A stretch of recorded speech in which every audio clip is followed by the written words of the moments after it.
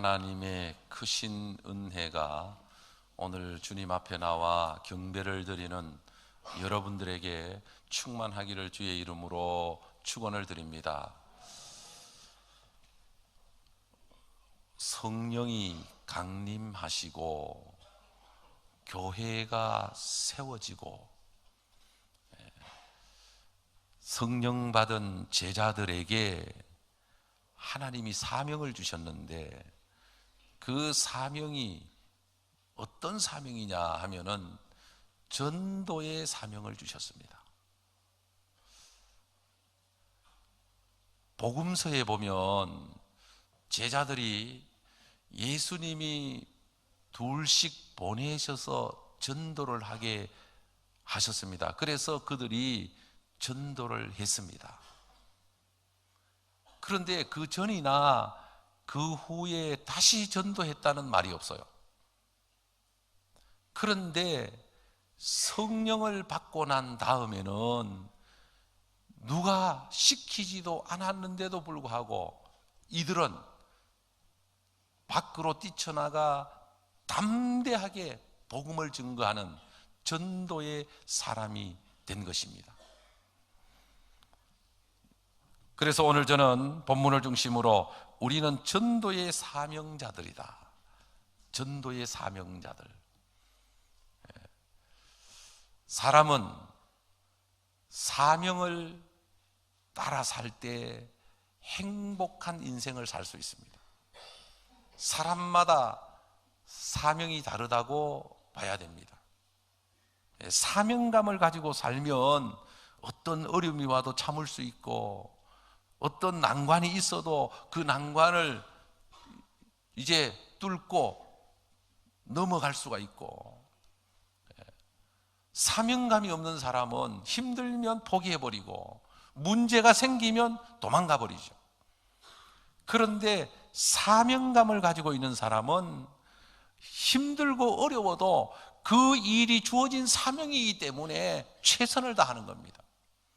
영국의 어느 성당을 지으면서 석공들이 그냥 열심히 성당을 짓기 위해서 돌을 다듬습니다.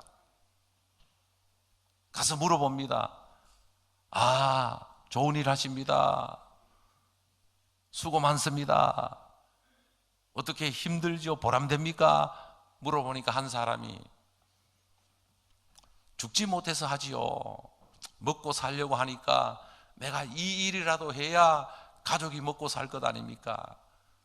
형편이 조금 나으면 이렇게 힘든 일 하지 말아야 되는데 안 할 수도 없고 할 수도 없고 불평을 하더라는 거죠. 또 한 사람을 찾아가서 물어보니까 싱글벙글 웃으면서 예, 감사합니다.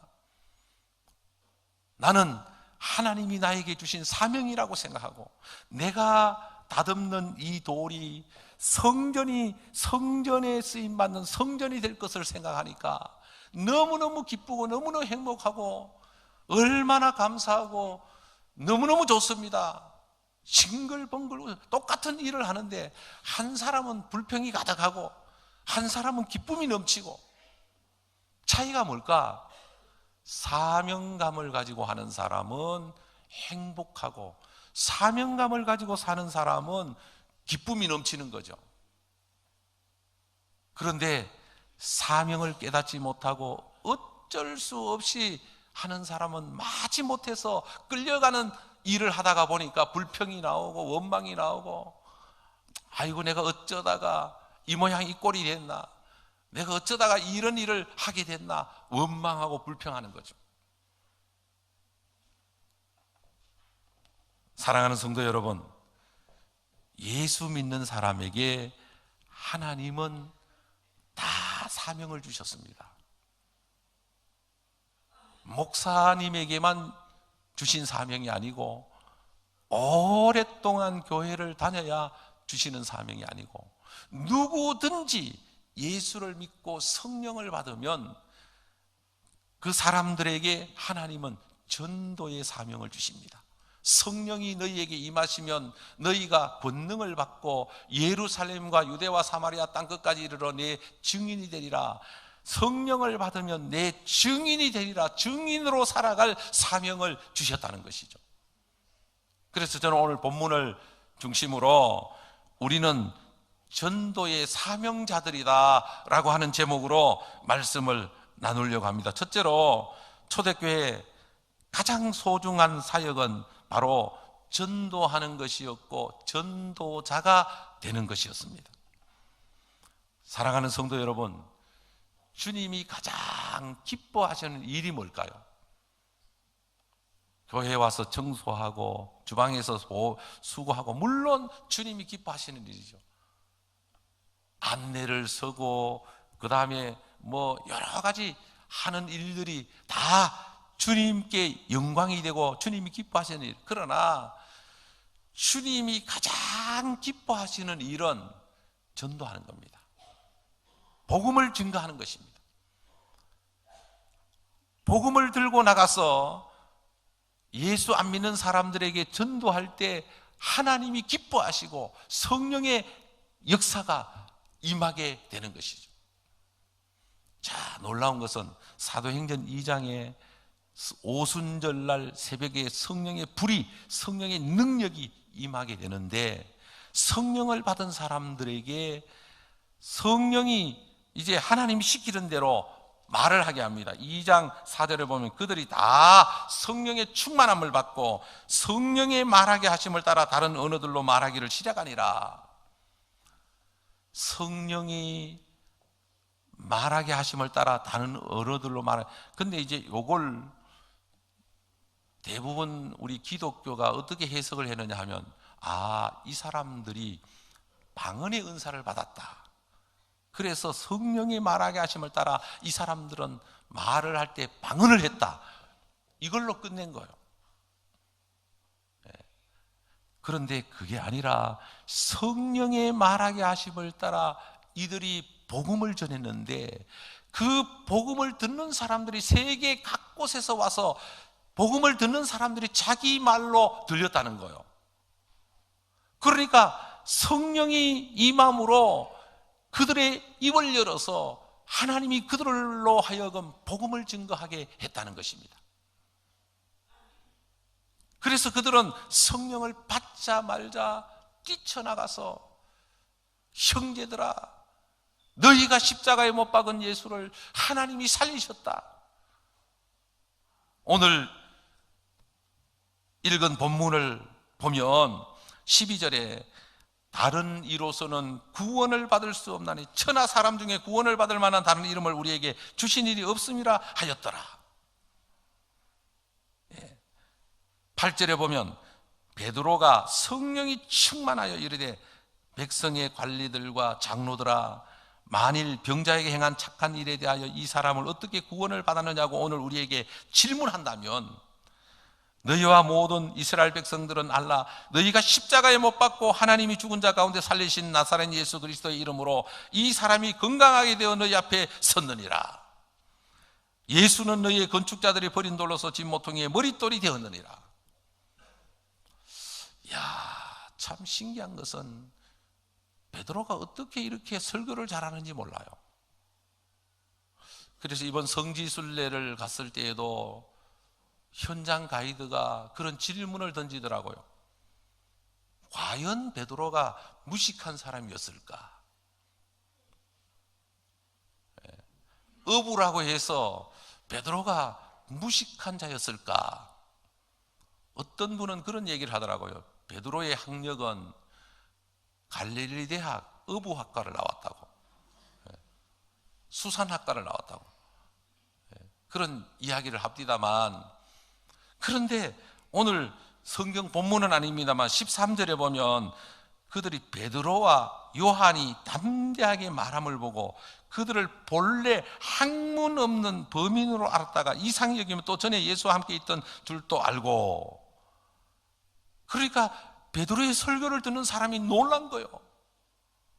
아니, 세상에 어떻게 저렇게 논리적으로 깊이 있게 담대하게 주저함 없이 복음을 전할 수 있을까? 여러분, 성령의 불을 받고 나가서 전도하면 내가 무슨 말을 하려고 계획을 안 세워도 성령이 우리의 입술에 말씀을 주십니다. 이거는 전도해 본 사람만이 아는 겁니다. 그 전도하면 이야, 이상하다. 내가 미처 생각하지 못하고 내가 상상하지 못한 이야기를 어떻게 했을까? 자기가 전도하면서 자기가 놀라는 거예요. 야, 나도 꽤 유식한 모양이다. 아니, 어떻게 내가 이런 용어를 쓸 수 있고 어떻게 이렇게 설명할 수 있지? 성령이 우리 안에서 복음을 전할 때 우리를 도와주시고 우리에게 담대하게 전할 수 있도록 역사를 하시는 것이죠. 자, 그래서 여러분, 성령을 받으면 우리는 다 전도자가 전도의 사명을 받는 줄로 믿으시기를 바랍니다. 그런데 사명자가 사명을 감당하지 않으면 직무유기가 됩니다. 전도하라고 성령을 주셨고, 전도하라고 사명을 주셨고, 전도하라고 은혜를 주셨고, 전도하라고 능력을 주셨고, 전도하라고 건강을 주셨고, 전도하라고 축복을 주셨는데 우리는 벙어리가 되어서 복음을 한마디도 전하지 않고 그냥 열심히 교회만 다니면 그것이 다라고 생각하고 산다면 하나님 편에서 보면 직무유기를 하는 거죠.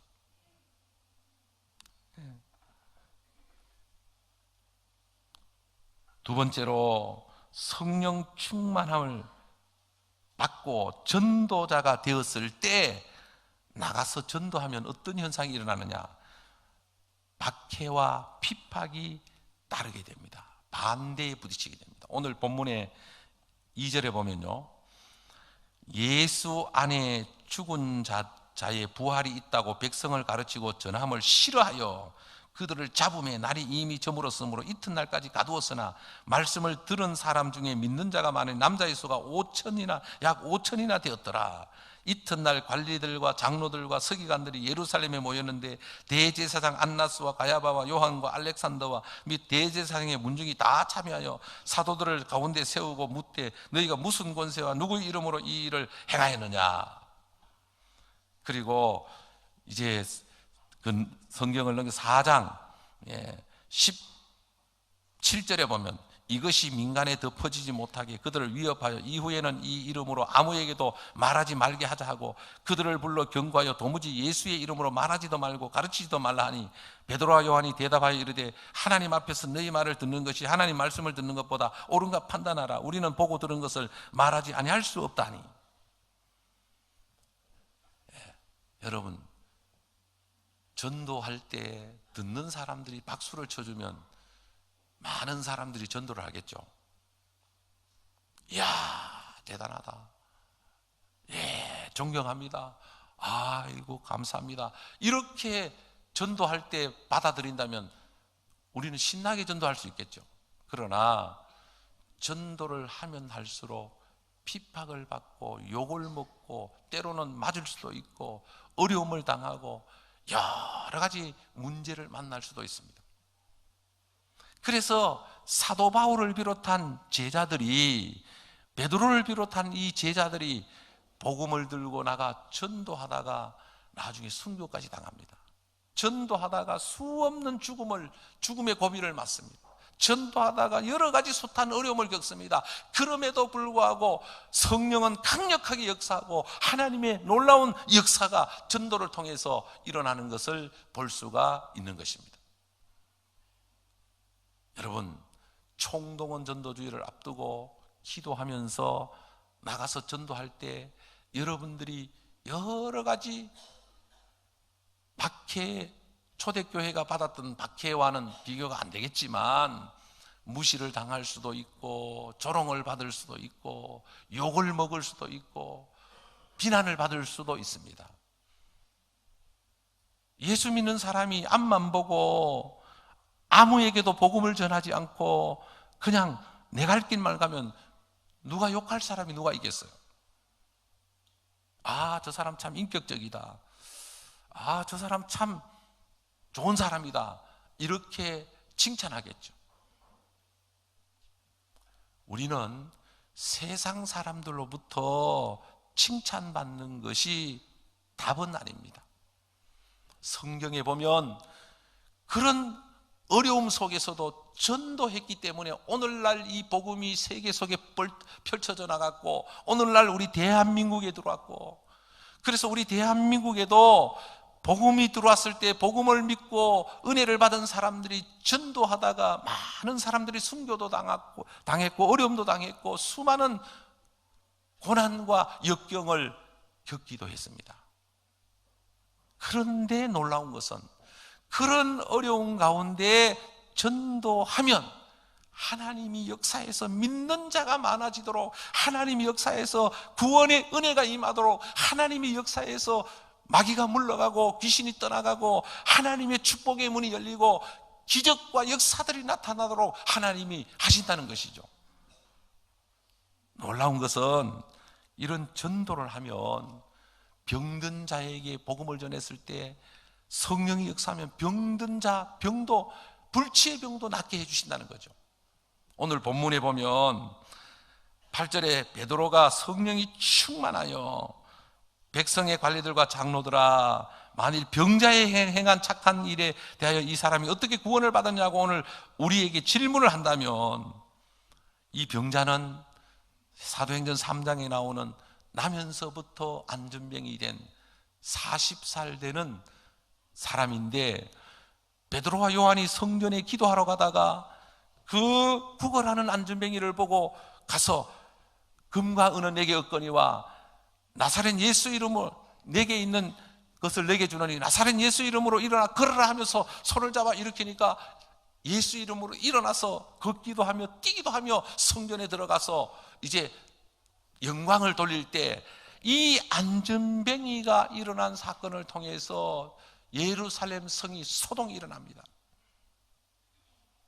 이제 전통을 지키고 율법을 지키는 종교 지도자들이 시비를 겁니다.